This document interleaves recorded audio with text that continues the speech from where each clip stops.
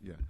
Well, if you excuse me, I will repeat it. The 2010 Nuclear Posture Review did not address cyber and space issues, which were the subjects of independent reviews.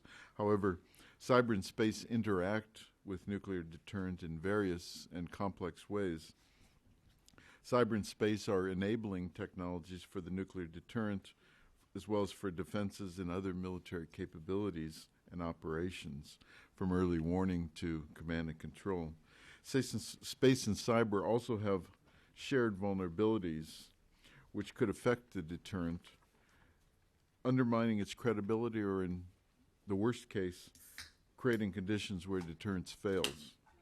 To address these and other interactions and the issues they raise, including the subject of cross-domain deterrence, we are very fortunate today to have with us Michael Nacht.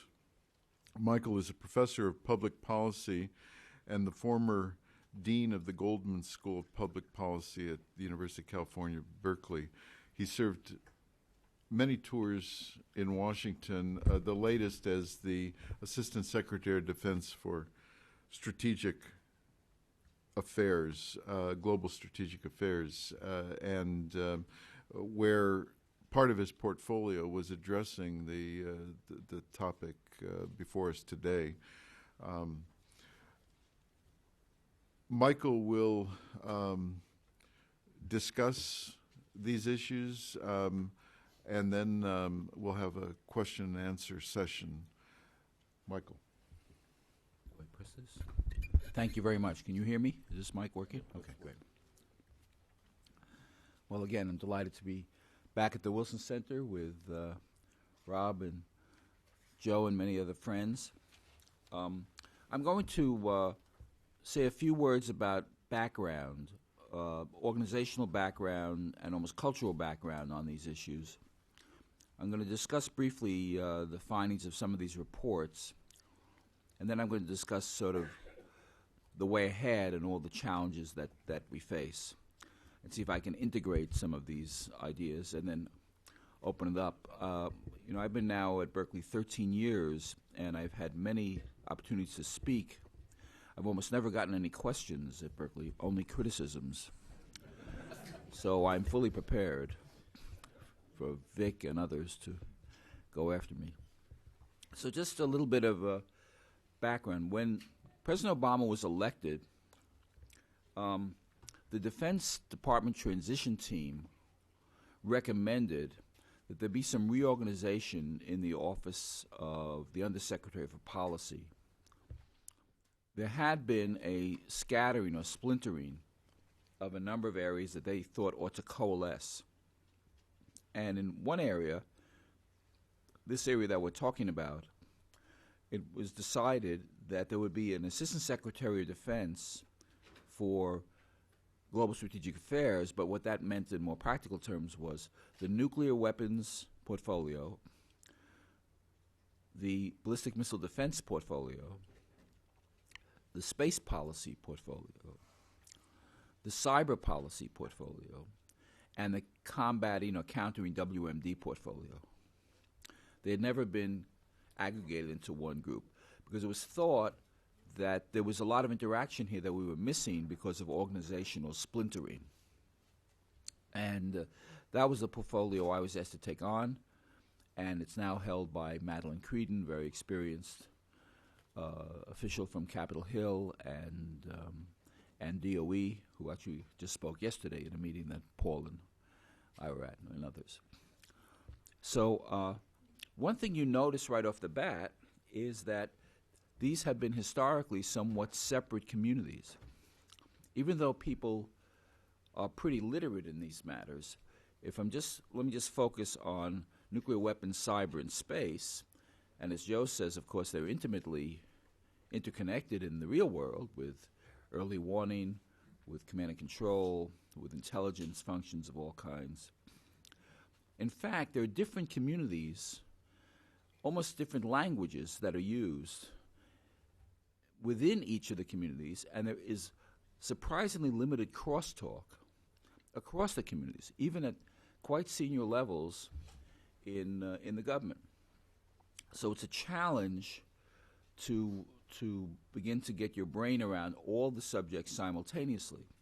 And in fact, in 2009, when I came in at the start of the Obama administration, we were tasked by Congress to produce these reports that Joe cited in 3 areas. One was the Nuclear Posture Review. One was the Ballistic Missile Defense Review, which I won't talk about here, but we can talk about it later if you'd like. And one was a Space Policy Review.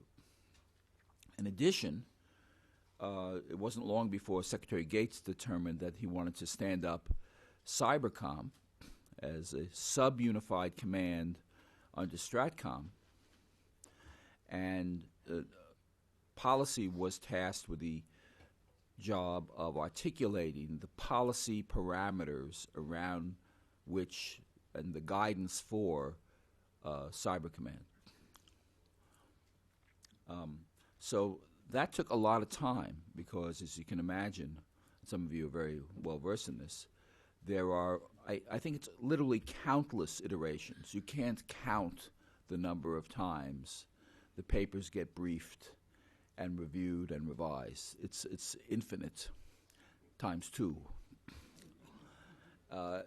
Not that we're so stupid that we keep getting it wrong, but that there are so many constituencies and so many different perspectives on these issues that it's a very sort of long, complex process.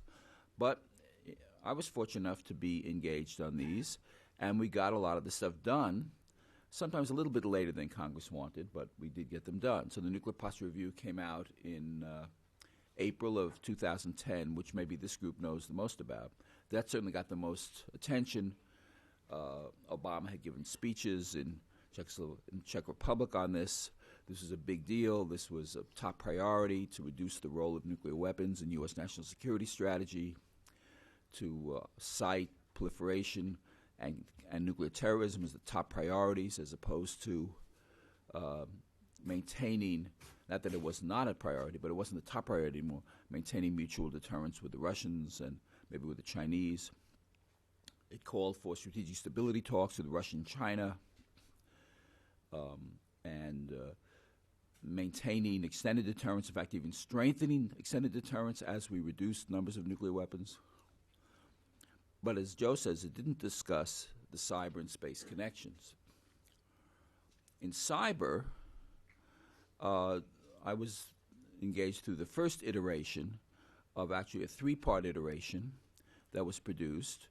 And actually, I would recommend to you, if you haven't read it, something that went beyond that. There is a paper that came out just in November, Department of Defense Cyberspace Policy Report, a report to Congress pursuant to the National Defense Authorization Act, November 2011.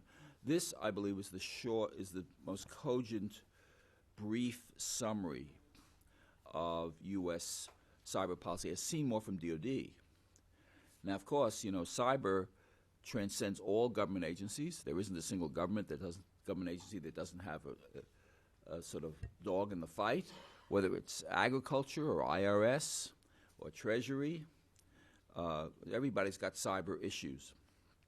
So this was a primarily DoD perspective on it. On space was a little bit more peculiar because it was not solely a DoD report. It was a joint report with the Director of National Intelligence. So the whole intelligence community, particularly DNI, was engaged in this, and nothing could be released until it was adjudicated between the 2 agencies. And while some of you might think, what could be different between a DoD perspective and an intelligence perspective, the answer is a heck of a lot,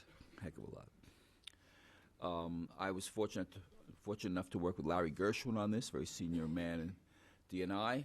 This was when Admiral Blair was there, and just as the transfer took place to General Clapper.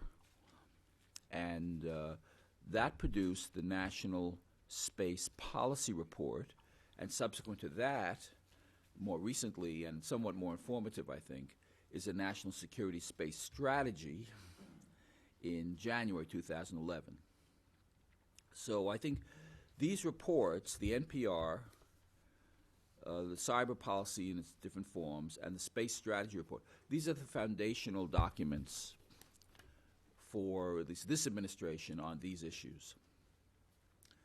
Now, one final sort of autobiographical comment, and then I'll begin. I'm still warming up in the bullpen. We haven't started here yet. My problem is sometimes I never get called to pitch, so I throw out my arm in the bullpen. And that is that when I came back to Berkeley, but still engaged here, I was asked if I could write something that was somewhat intelligible to a kind of general audience about, well, what is all this cyber stuff really about? I mean, is it just that they're slowing down my email? What's going on here? So I produced this short piece for a general audience, and I would like to comment on it and refer to it, because I think it lays out still really some of the core issues, as I see it, from a policy perspective on cyber, but also how space and nuclear are interconnected. Okay, so that's by way of background.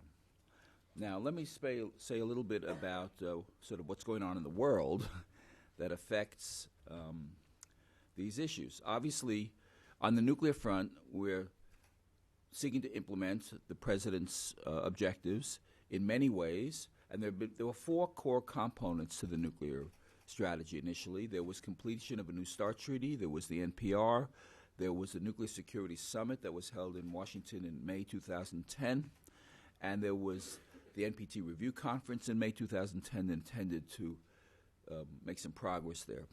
I won't get into the details of what was successful, what was less successful, but these remain, the follow-ups to these remain the cornerstone of the president's policy, to reduce the role of nuclear weapons in U.S. policy, and in the process, not to do it for its own sake, but to generate greater support, particularly among the P5, so that we could deal with the nuclear threats from Iran and North Korea and others. And that itself is a contentious hypothesis, whether our reduction or our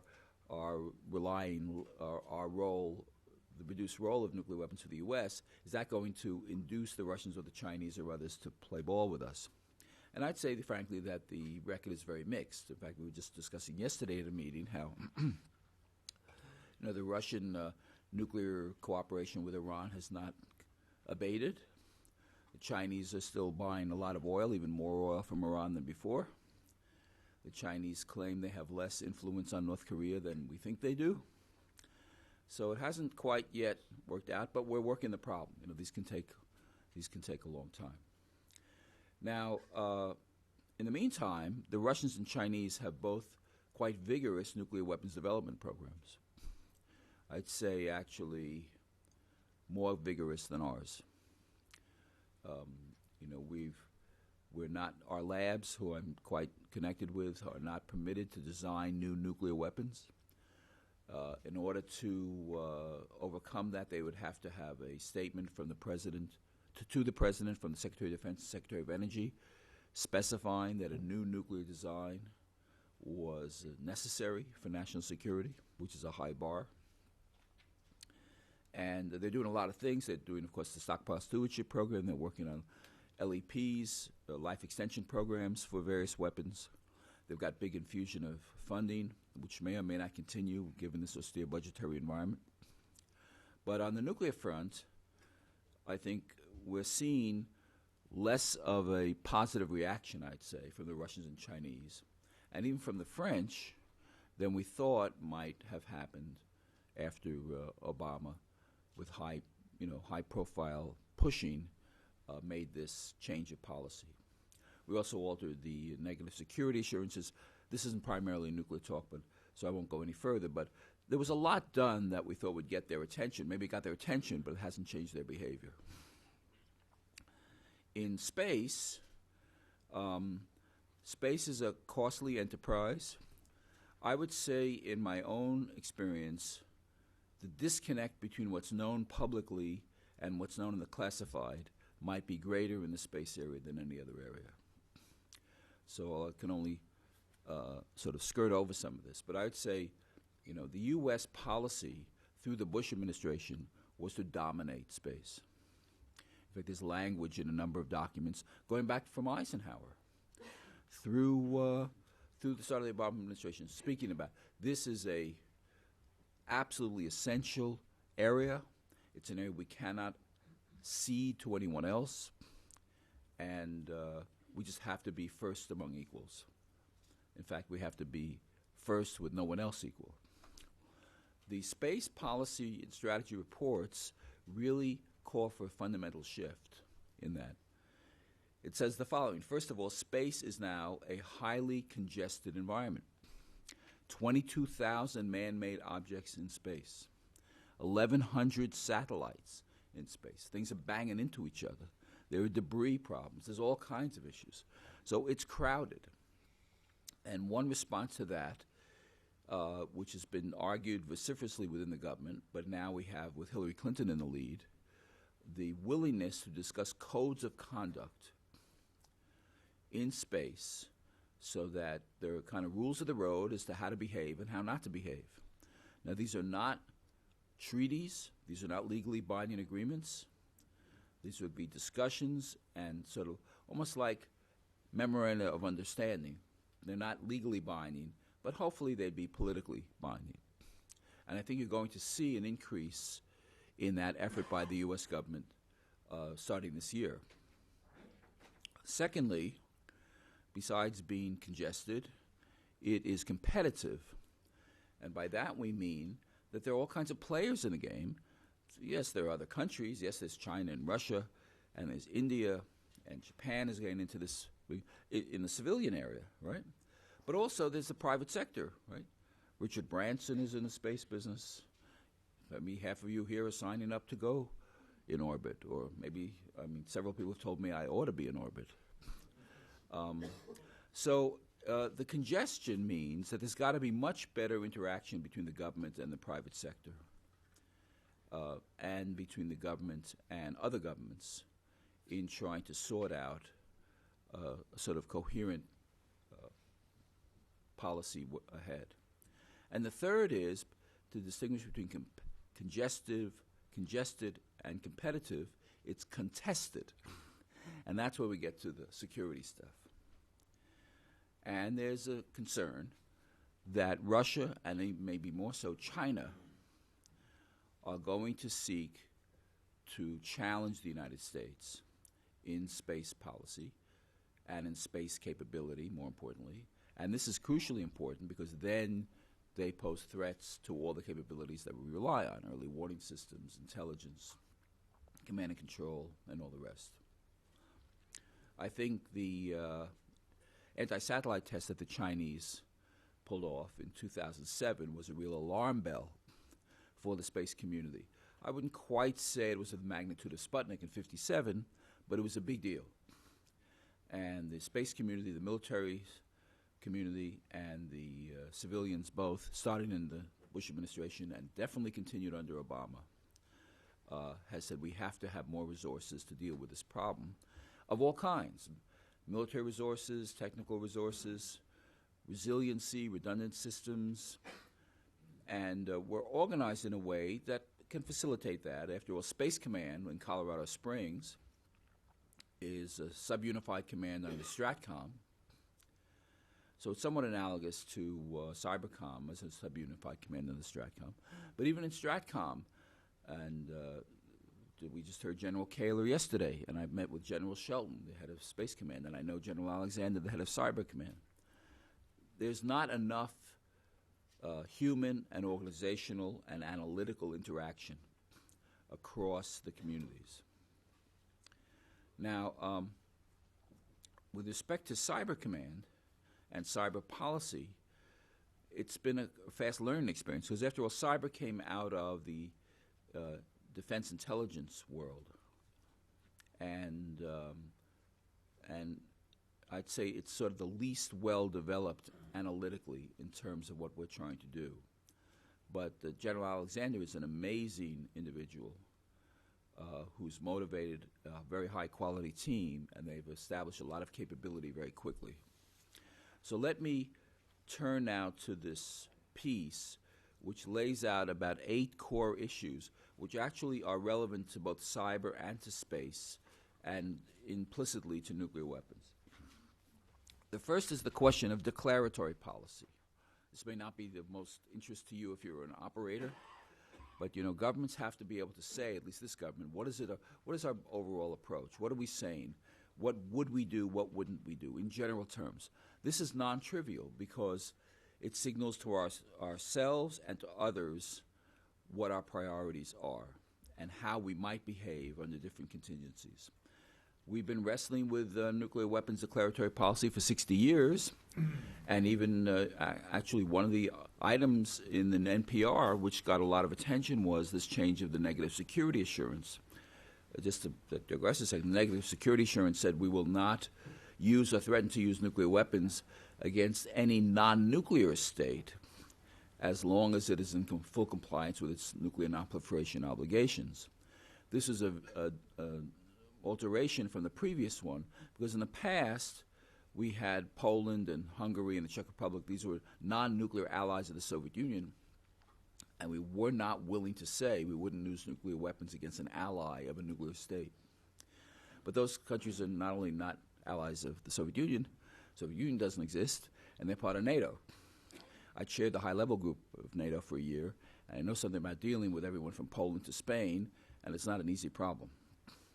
So as a result of all this, we made this important, we thought, fairly significant alteration in declaratory policy. Well, all heck broke loose.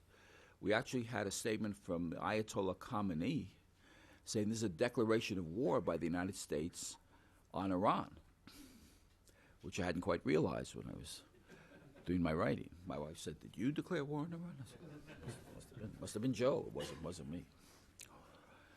So people pay attention to declaratory policies. Congress pays attention. Think tanks pay attention. It matters. We don't have a very well-articulated cyber declaratory policy or space declaratory policy. We're not saying what are the red lines, what would we tolerate, what wouldn't we tolerate, what would we do, what should we do. We're not shaping expectations. And as we know in the nuclear area, it takes a long time.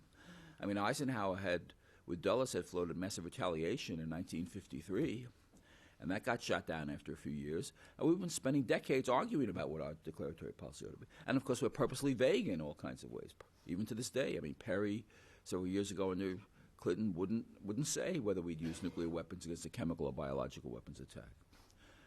A lot of vagueness is valuable, but we need to have some set of principles. And the cyber and space documents begin to move in that direction, but I think there needs to be more effort. The second is deterrence policy.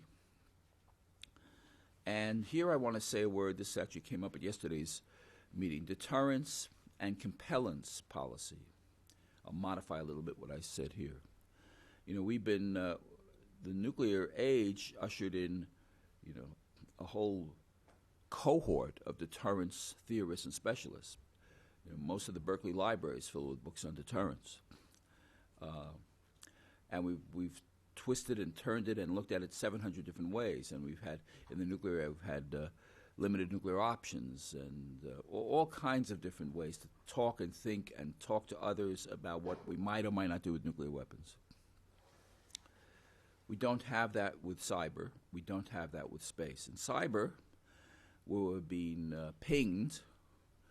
I wouldn't quite say attacked, but we're certainly being probed and even infiltrated to a gigantic amount every day. We haven't said what's tolerable and what's not. When I was in government a short time, Secretary Gates said, a key challenge for me, this is now the Secretary speaking, is to know what are the characteristics of a cyber attack on the United States which would necessitate me to go to the President to recommend the use of force in response. Tell me, how many people have to be killed, how many airplanes have to knock into each other, how many electric power grids have to go down. What is it that has to happen before I could say, this is an act of war, we need to retaliate? Not yet resolved. The precise characteristics of a cyber attack. And notice when Gates even phrased that, he phrased it, I mean, I'm not sure if he meant to say this, but it was in what we would now call the context of a cross-domain attack. That's something Joe referred. So cross-domain issues now in the current parlance in DoD and elsewhere is you have different historically well-understood domains of conflict: air, sea, land, space. And now you have this new thing, which is human-made, called cyber. And we're calling that a domain as well. And as we see every day with Iran, a subject we were just discussing earlier, I mean, the U.S. engages in cross-domain activities all the time, right? We don't like their nuclear program, so we impose economic sanctions. That's cross-domain. And we're not, building nuclear weapons because they're building nuclear weapons or whatever. And every day we respond in different areas as a result of activities that are going on in a different domain. So a different angle on this is, if there are continuing cyber attacks, how can or should we respond outside the cyber area that might persuade the attacker to cease and desist?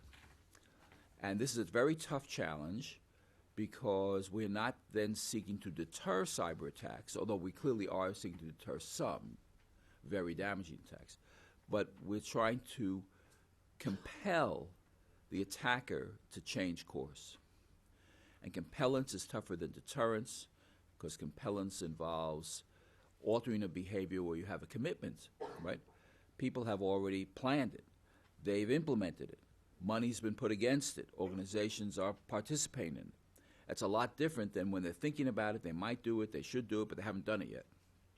Now, of course, the classical example of compellence is Cuban Missile Crisis, right? The missiles were in Cuba. Kennedy wanted them out of Cuba. He wanted to compel the Soviets to withdraw them. He did impose a quarantine, so that's a show of force. Some would say it's an act of war. It's basically a naval blockade, but it's called a quarantine. They called it a quarantine because a blockade is an act of war, and a quarantine is not clearly an act of war.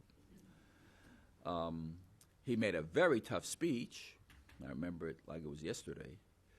An attack on, anywhere in the Western Hemisphere will be construed as an attack by the Soviet Union on the United States, which will lead to a full retaliation by the United States and the Soviet Union. I mean, you can't get, by the President of the United States, you can't get much tougher than that.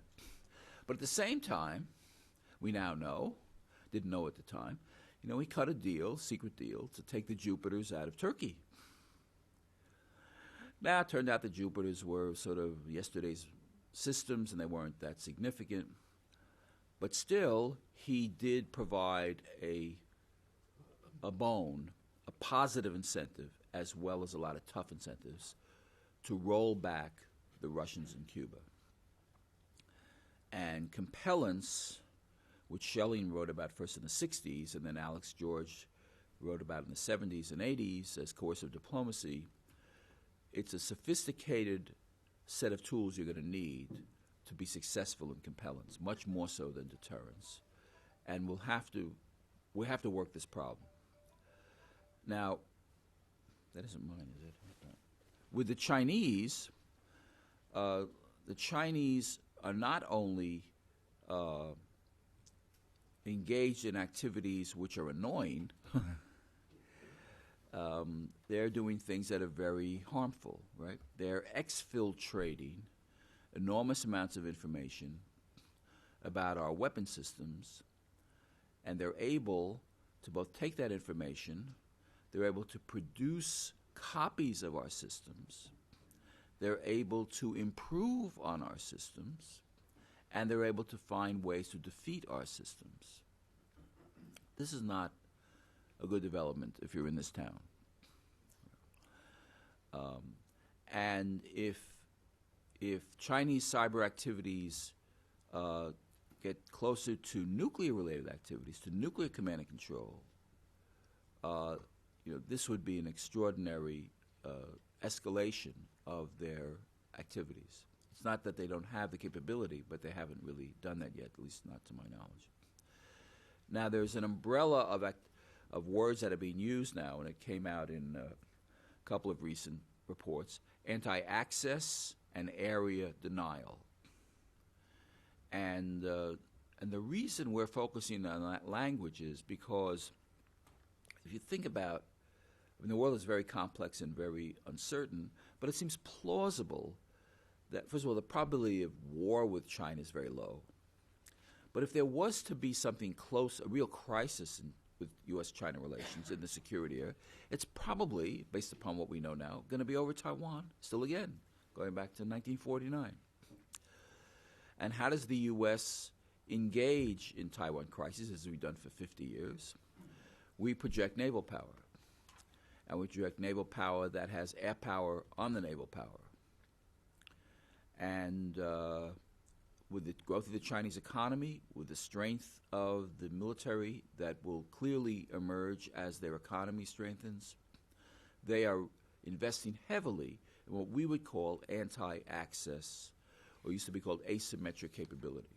They don't want to necessarily build 11 carrier battle groups, but they want to make sure that if there are 2 carrier battle groups heading their way, that they have the capability to deal with them. They want to make sure that if space-based command and control systems are guiding the activities of the carrier battle groups, that maybe the space-based system suddenly will malfunction.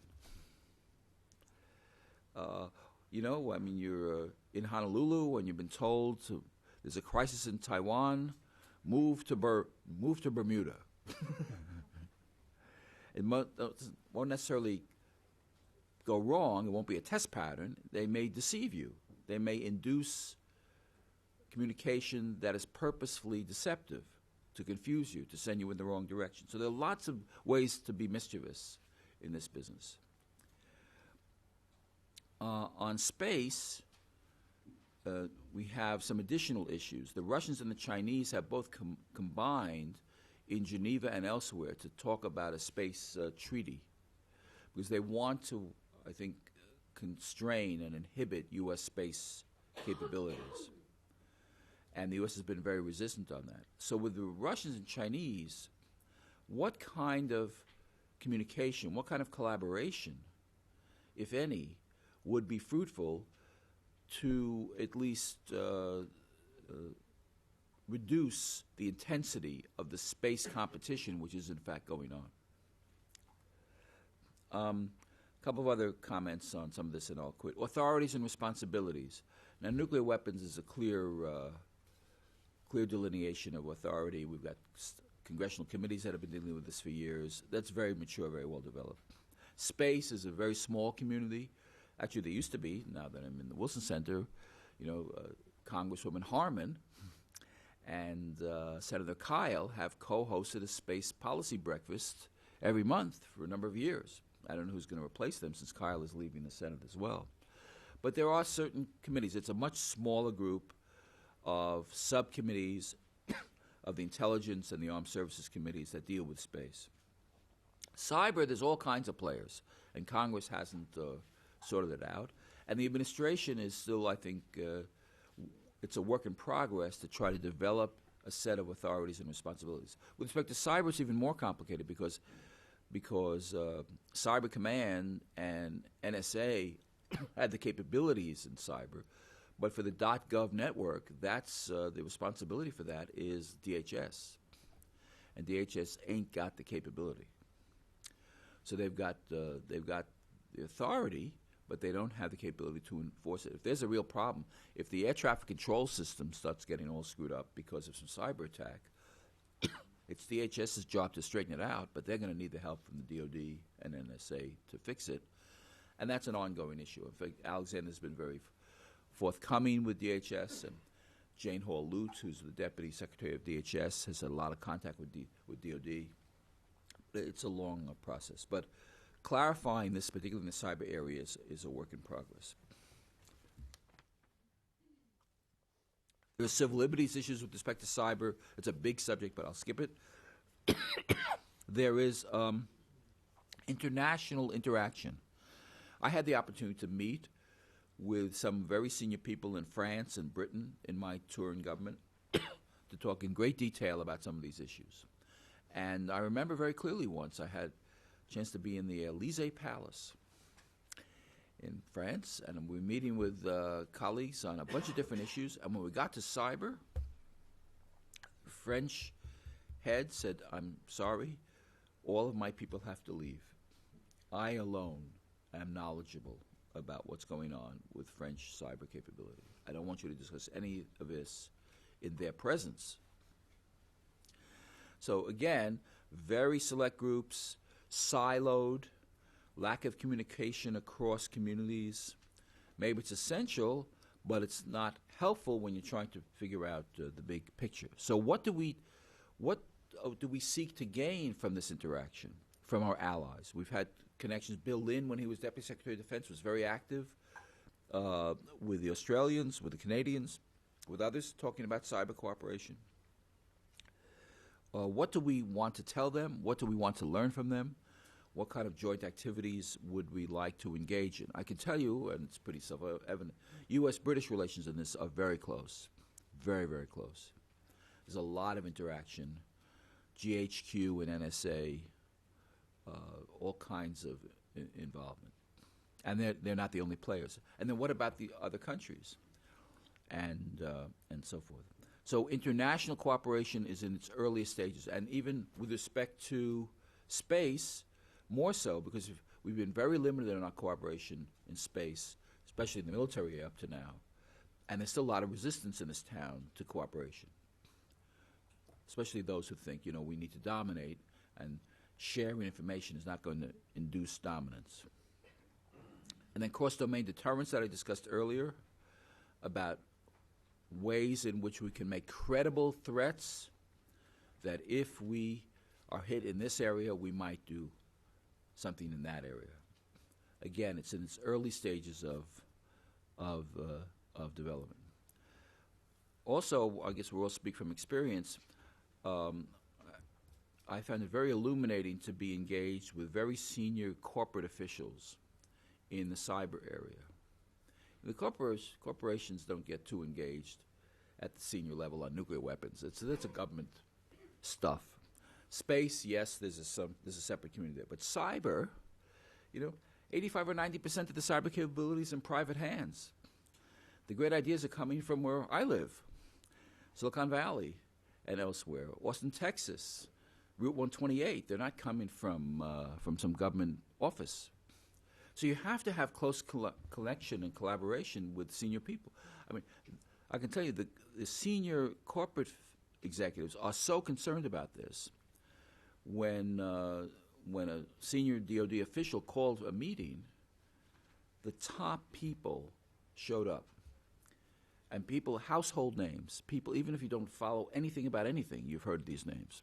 The CEOs of the greatest American corporations that deal in the high-tech area were in the room out of concern that their systems are very vulnerable to attack. How much do they spend? How do they protect?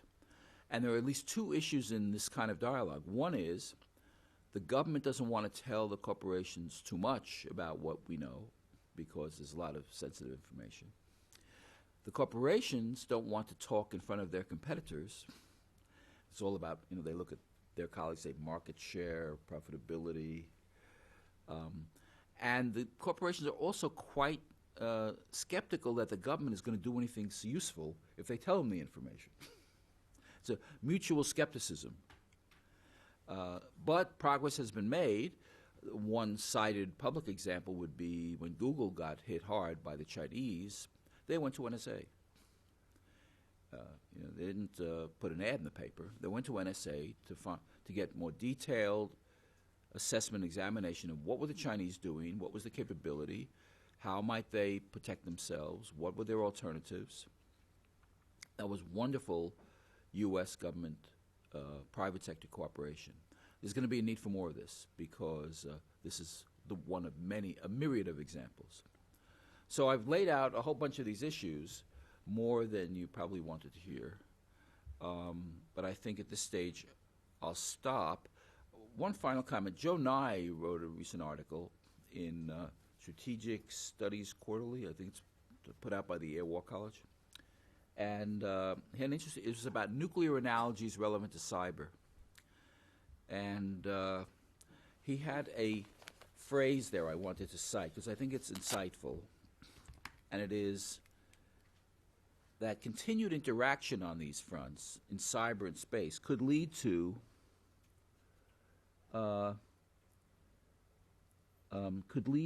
communities that would have a willingness to behave in a similar, I'm paraphrasing now, similar fashion without cooperating. So this is a little bit like, when the Russians and the Americans met in the Cold War, we would lecture them and they'd say it's nonsense and this and that. But later on, they kind of took on the same concepts in a different form. And we did some of theirs as well. So you and I could talk, we could communicate, and it's a learning process by which we can both begin to converge on similar behavior, even though we're not cooperating with each other. It's not a formal agreement. It's not even an agreement.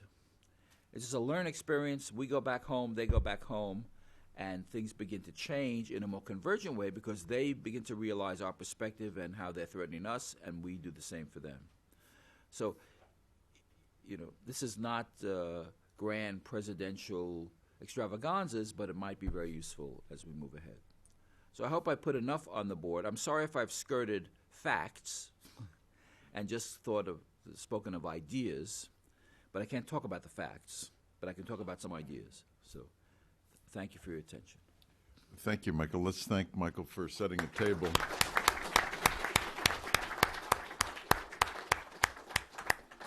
We have a rich menu before us. We'll have Q's and A's.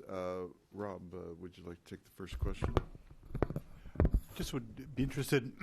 It's kind of related to it. Wasn't addressed directly in your talk, Michael, but I think there's a hyperlink there, and your talk opens the door on it. During the Libyan intervention, it was reported in the New York Times that the United States had abstained from attacks on kind of cyber targets in Libya because out of concern of creating a precedent during conflict, and this sort of ties into what you were referring to vis-a-vis Hillary Clinton and establishing kind of not kind of formal norms, but just sort of guidelines on conduct. And right. could you just any thoughts on that issue? Yes. Well, I can say that any time the U.S. engages in offensive cyber operations, there's a big to-do about it. Are there legal constraints? Who's authorized to do it? What are we telling others about our capability when we do it? How high are we inviting a probability of retaliation in kind? So this was not taken lightly. I won't say anything about the details of that decision process, but I'll tell you something from a past period, which had similar activities. There were cyber attacks on U.S. combat forces in Afghanistan. You think about cyber, it's all high-tech stuff, but our armed forces in Afghanistan, going through tunnels looking for bad guys, have GPS watches, GPS-connected watches, all kinds of high-tech communication systems that help them guide their activities. And it was determined that some mix of Al-Qaeda and Taliban were attacking the systems. Well, there's no ambiguity about what the U.S. can do in that situation, because that's called it's a combat area.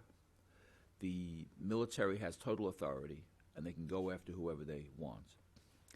But it was later learned that in order for the Taliban and Al-Qaeda to be effective against the U.S., they needed collaboration from some cyber capability in another country, a third country, not an ally, not an adversary, just one of a zillion countries out there, and maybe some guy sitting in a cafe somewhere doing stuff.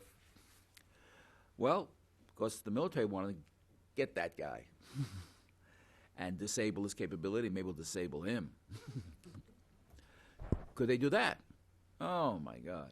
It led to a kind of Jesuitical, Talmudic revival session. It took a long time. Exactly. Evangelical, who am I? Buddhist, all the above.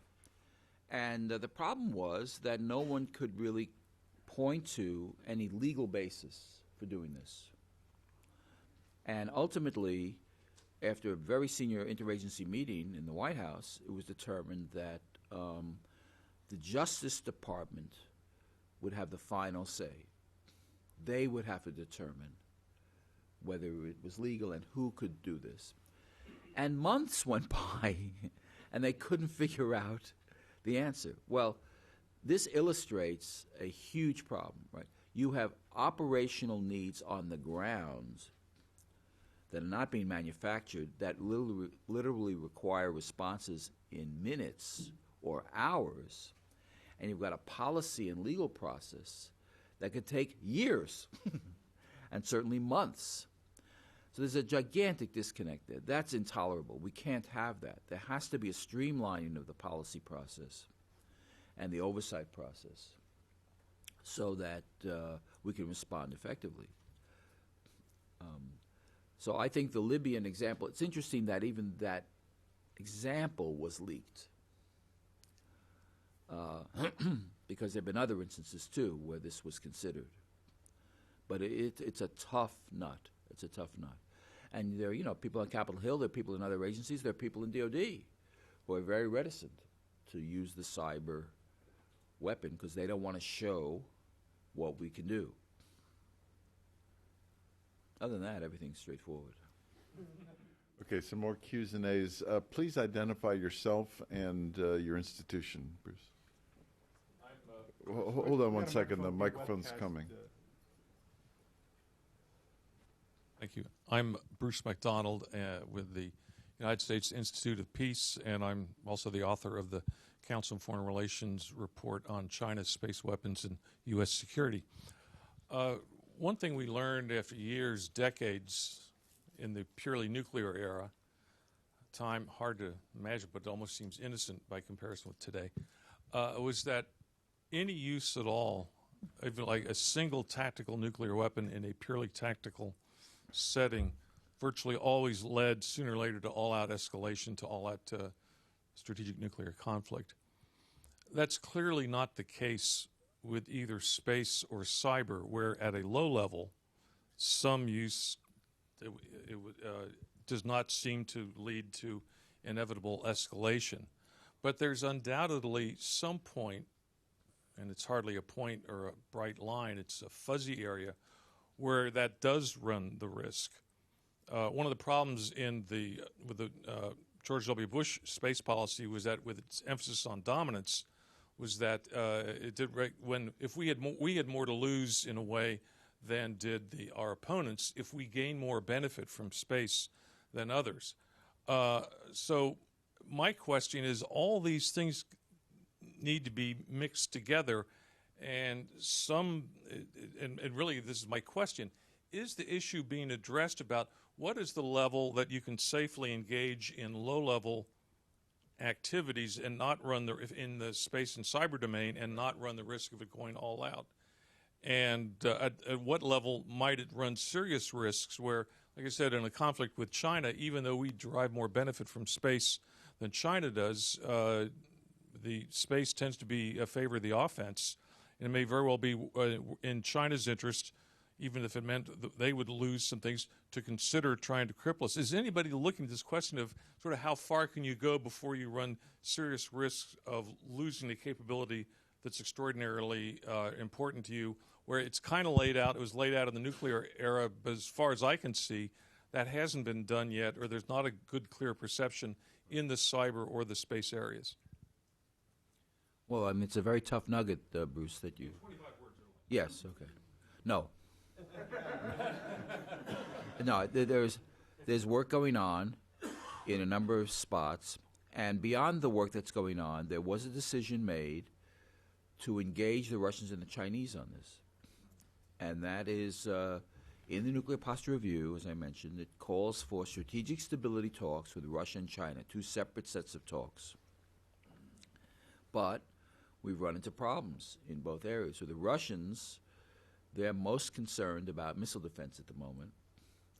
And, they have extrapolations from their strategic rocket forces that if nuclear weapons are reduced enough through arms control agreements, that reduces the number of aim points.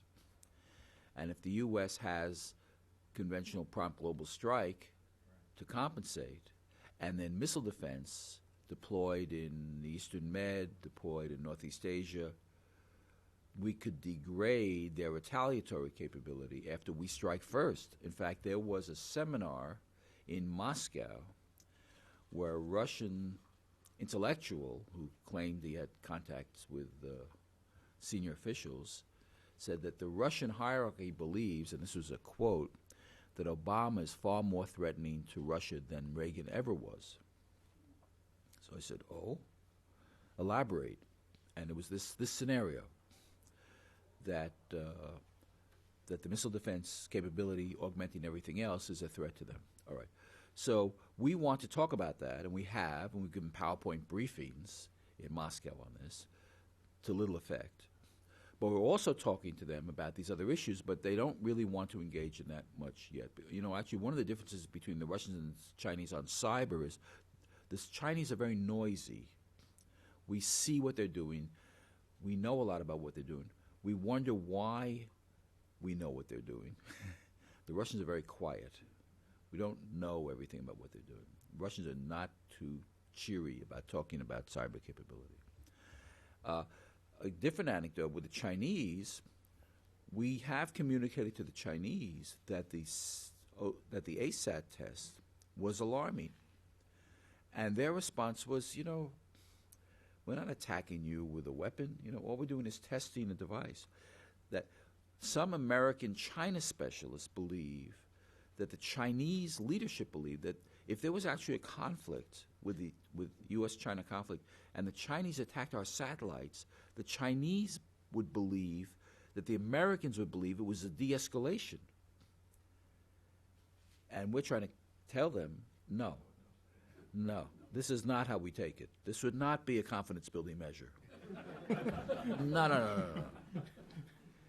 So part of the dialogue, strategic stability dialogues, is just to, you know, get a handle on how we each think and to hear it straight out. Now, there's a ton, as probably half the people in this room are engaged in track 2, track 1.5. There's all kinds of stuff. I'm actually going to China again soon to be engaged in one of these things. I've done it before. But we need a lot more of this. And with the Chinese is a problem because often the key people are not in the room. You can't get to them. They're behind the curtain somewhere, or, you know. Foreign ministry will tell you whatever. Yeah, the foreign ministry is basically, you know, they're a Madison Avenue for Chinese policy. So it's a tough problem, and it's going to take a long time. Given the lack of maturity of the system and of the doctrine behind the systems, I mean, if the nuclear analogy is at all relevant, you know, and we had pugwash meetings between U.S. and Russian scientists in 1960, and finally we had an arms control agreement in 1972, and we've been arguing since whether those are any good or not. We're talking, you know, we could talk at least 10 years before we have anything meaningful with the Russians or the Chinese in cyberspace. In the meantime, the capabilities are being built. You know, it's not as though the MODs are waiting around while the diplomats accomplish something, just the reverse. In fact, they're often hurrying up out of fear that the diplomats will accomplish something. Michael Adler from the Wilson Center. I just wanted to follow up on Rob's question. The Stuxnet attack in Iran, which no one has claimed, right. Something like that is an offensive, not a defensive measure. And I'm wondering how much concern there is that the Stuxnet attack has taken the gloves off and made other such attacks, put that out as a weapon that can be used.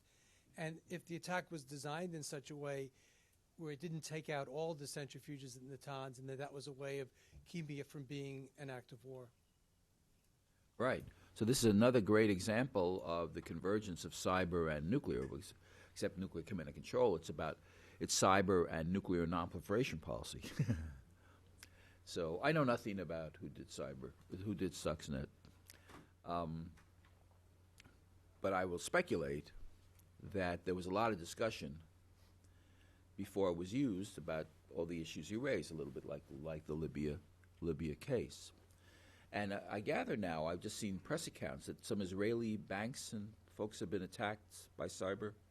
The Iranians have a capability. You know, The French have a capability, the Iranians have a capability, the Israelis have a capability. It's not just U.S., Russia, and China. They've got serious capabilities. We monitor that. We know something about it. We don't know everything. So, yes, I mean, again, gets back to the reticence of showing offensive capability for fear of providing the adversary with too much information.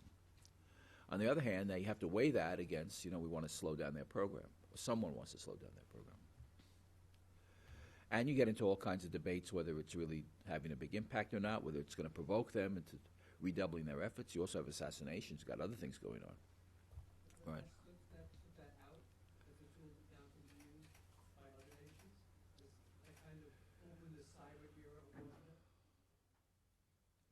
Well, I mean, I think it's probably the most celebrated case of recent times. The most celebrated offensive case would be Stuxnet against the Iranian centrifuges.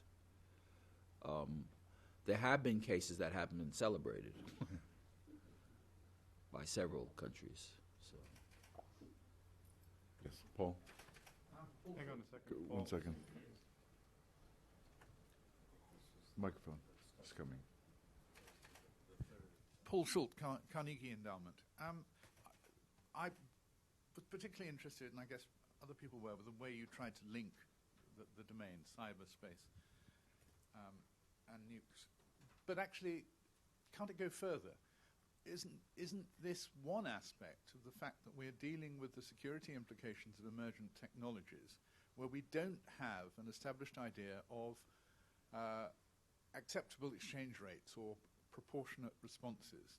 There are technologies on the horizon, technologies of threat and response, nano, bio, self-replicating machines, one of my favorites, thermobaric weapons spreading. There are a whole lot of things where we do not have an idea of what is appropriate. How many drone strikes, how many assassinations in response to either an actual very serious bio attack or the possibility of an even worse one. So it's uncertainty as well as conceptual disagreement on how bad things are. The term that floats around is debounded risks. We don't know. Debounded risk. All respect, we don't have an idea of the probability of outcome or the severity of the probability of occurrence or the severity of outcome. And this sort of drives us mad because we are, as societies and governments, obsessed with risk management. And it seems to me we won't ever settle this by argument. Anything you do and you say is proportionate, others will disagree with.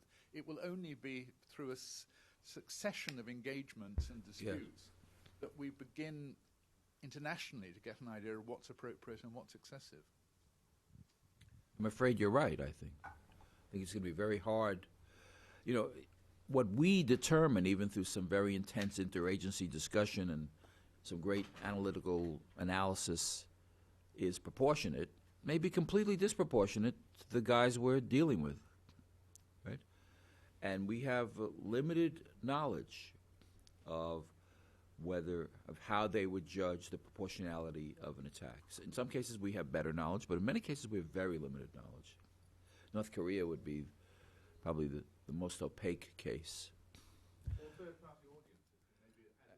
Absolutely. So you're right. I mean, look at all the troubles with Pakistan with the drone attacks. I think to some degree that took Washington by surprise. I don't think, here I'm just speculating, I didn't work in the area, that, for us it was a great opportunity, very limited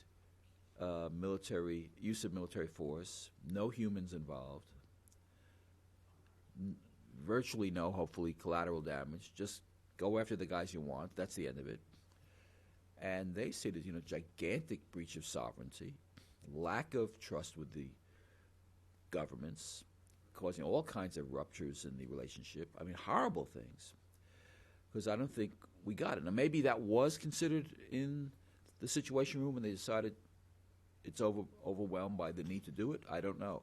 But I would bet there was some underestimation of Pakistani perspectives on this. And this is just part of the business. So you're right. It's going to be a trial and error issue, and we're going to make mistakes. And others may make mistakes. Because the U.S. is a very unpredictable. I won't say unpredictable player. You know, it goes. I mean, Atchison said Korea was outside a defense perimeter in 1950. So we have a little war there. What's the lesson of the Korean War? No more land wars in Asia. I remember that. No more land wars. So let's have a 15-year war in Vietnam to disprove that. You know, I mean, every president. Wilson ran in 1916 when I was a kid. Wilson ran on staying out of World War I in 1916. Then we had World War I. Roosevelt in 1940 will stay out of World War II. Then we had World War II. I mean, you can't rely on us. We don't know what, you know. I like to say I pity our adversaries. I pity our adversaries because they're constantly searching for our strategy. They don't have a strategy. We have lots of strategies, but we don't have a strategy. So, yeah, it's a dangerous world out there. Vic.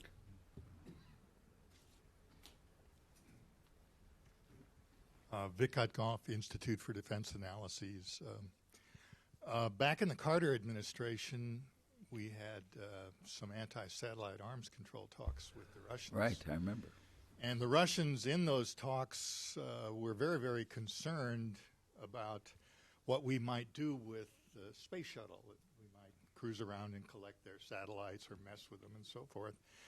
The United States was focused on, let's see if we can get a cap on anti-satellite weapons, and had very little interest at the time in rules of the road in space.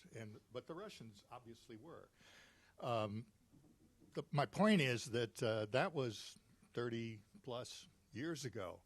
We've known about the problem for a long time, so I'm a little mystified about why there hasn't been a serious effort to try to define beforehand rules of the road. I also wonder whether or not there are some analogies from efforts to civilize other global commons like the law of the sea and radio spectrum and maybe some public health efforts. Are you aware, having written a paper here, of efforts to try to bring over some of the ideas that characterized the efforts to deal with those global commons problems, bring them over to cyber and space especially? Great question. Well, on the former, I think at least the first cut simple answer is space has been viewed as offense dominated and a top priority for the U.S., and we weren't interested.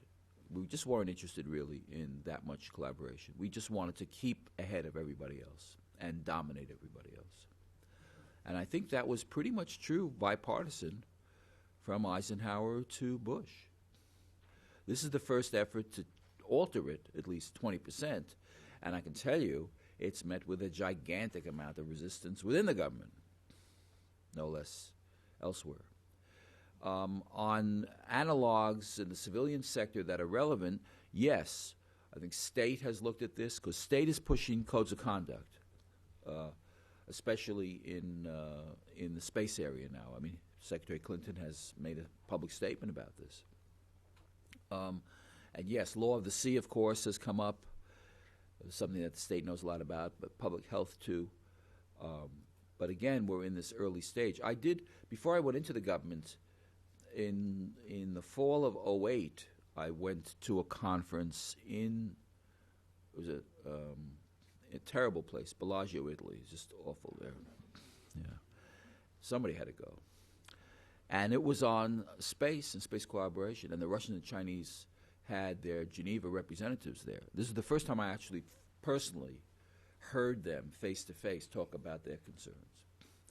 And as soon as I heard what they were saying and I said, just to myself, there's no way. I mean, the constraints that they wanted to put on U.S. space capabilities were a complete non-starter.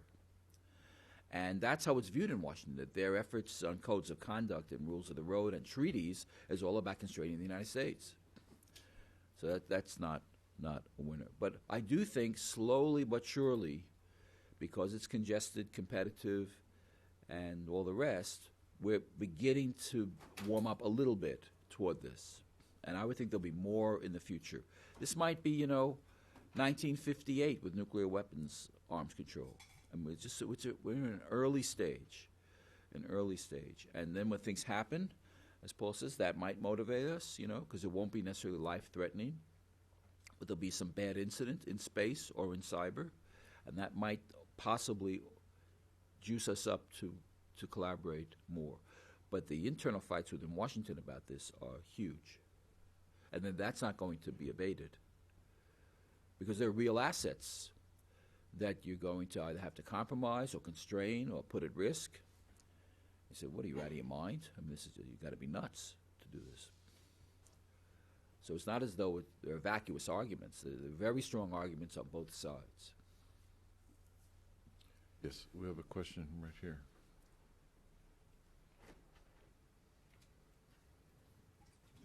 Dave Crandall, Department of Energy. As EMP, electromagnetic pulse, can be a form of cyber attack or a broader attack. Is it less threatening than other forms of cyber attack, or more? And isn't it subject to the same kinds of consideration about sovereignty and what's appropriate and acceptable to do? Yeah. Well, this is a vital and sensitive area, and I would say that it's been studied, and there is concern. There's concern that, if you were a bad guy, if you were an anti-U.S. guy, and we're so dependent on our interconnected computer systems for everything, EMP would be a great way to get at us. So what do? How do you counter it? How do you nullify it? How do you communicate that this would be a red line? A whole mix of technological, military, diplomatic, political efforts to say, don't go there. But again, it's a work in progress. But we're seeing capabilities to suggest that we're not the only ones who've thought of this. Yes. Down here in the blue shirt. Yes. Yes, I'm Carl Lundgren from Jonah Speaks. One thing you mentioned at the beginning of your talk was that there could be some impacts of either of space or cyber on command and control of nuclear weapons, even to the point of perhaps deteriorating or avoiding the deterrence effect. Do you see this as potentially motivating someone, whether us or somebody else, to engage in a first strike in a crisis, or perhaps as increasing the odds of an accidental nuclear war? I've always been on the side of some skepticism about accidental use of nuclear weapons. Maybe I'm naive, but just when you begin to understand the guts of how our system works, and you learn at least about what we think we know about how the Russians or Chinese systems work, I think they're pretty robust. And of course, the initial public discussion and public literature, the academic literature, John Steinbrenner, Bruce Blair, many others, about command and control, that was all about fear of accidental or unauthorized use. I don't think that's where the action is now, at least in the policy world. The action is in purposeful efforts to degrade our capability. It's not about accidents and unauthorized. It's by governments making decisions to develop capabilities that could degrade our own performance. And that's what we're more concerned about. Yes, I guess it's possible. There are 1,000 scenarios about Pakistan, everything imaginable about their nuclear weapons, and some that are unimaginable. But I don't think that's the concern. It would be, the Russian and Chinese senior officials who I've met with, that I've met over the years. I was in the Clinton administration too, top people. I was at 5 summits with Clinton and met the Chinese and Russian leaders. Of course, they've changed now, but I met some of their successors. I was with Gates, with the defense minister of Russia. They're very, these are not crazy people. They're very sober and knowledgeable people. And they know that they're not going to do anything provocative in this area. It's just too alarming. But it doesn't mean they don't want to build capabilities. You know, the PLA, Second Artillery Division, or the Strategic Rocket Forces. You know, they've got budgets, they've got programs, they've got smart young people, like every organization. Got ambitious young people. They don't want to go in and say, let's not build a new capability. No. They say, let's build a new capability. Let's get them, and under this scenario, we could destroy this. That's what they do.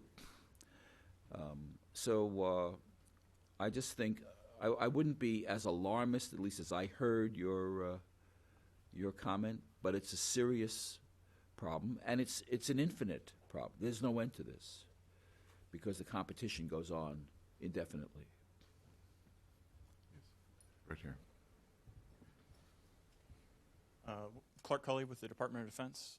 When I think back to like the Wen-Ho Lee case and the drama surrounding that, I sometimes wonder if other foreign agents were stealing physically the things that they're currently stealing electronically, we would realize that they've already crossed perhaps some red lines. But the challenge is, how do we develop cyber network exploitation red lines when the consequences are so much more ambiguous and longer term than a cyber network attack, but could be just as grave in their long-term consequences? Right. That's the challenge. You know, after attribution is still a tough problem for cyber, although we're making some progress there. Attribution is very tough. And, you know, then what do you do if you figure out who did it? So, yeah, it's, I think we're still groping with that. We're quite a ways away. I mean, obviously, you know, if there was a cyber attack that led to huge numbers of electric power grids in the United States going out in the middle of winter, and thousands of people were freezing to death. I mean, you know, okay, this is not that ambiguous. Was that your answer to Gates's question? No. I was too timid to respond with any suggestions. No, but it's more in this fuzzy area. Here's an anecdote I can say a little bit about. On July 4th, one year, when I expected to be, I don't know, playing volleyball or something, I was in the Pentagon. Why? Because we had a little problem with our North Korean friends. They had placed some material on ships, on a ship in particular, that seemed to be headed toward Burma. And this was not good. Didn't want that ship to offload the stuff in Burma. And there was a big to-do about what to do about it. You know, I mean, there's a Navy captain. He knew what to do about it. He was ready. We had assets in the area, but those guys don't make the decision. Washington makes the decision. Well, who's Washington? One day, I'm part of Washington.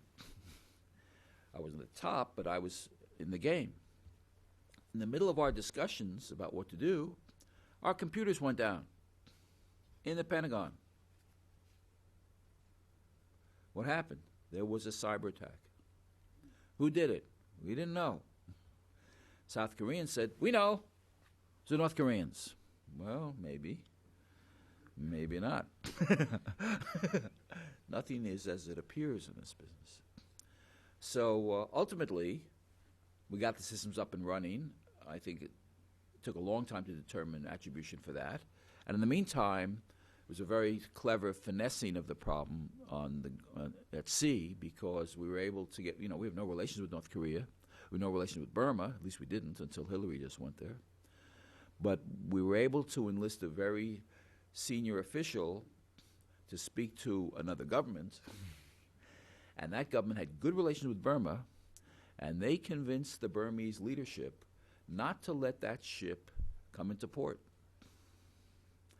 So it was outside territorial waters of Burma, Myanmar, and they had to refuel at sea, and then they went home. They never offloaded the stuff. We called it a cruise to nowhere in the Pentagon. We just want a cruise. You've probably been on a cruise to nowhere. So no shots were fired, no problem. You know, we didn't want to have a war with North Korea over a ship with one thing, but we had to respond. There's a nuclear cyber interaction. It's not at the cosmic level. It's not the Cuban Missile Crisis. It was a serious, serious concern on July 4th, I can tell you that. And a lot of it, to get to Paul, it's kind of winging it as an intelligent fashion as you can in that situation, and then trying to learn something from that experience. Fortunately, we have to end. I think that we've been both educated and entertained to the highest degree, so let's thank Michael.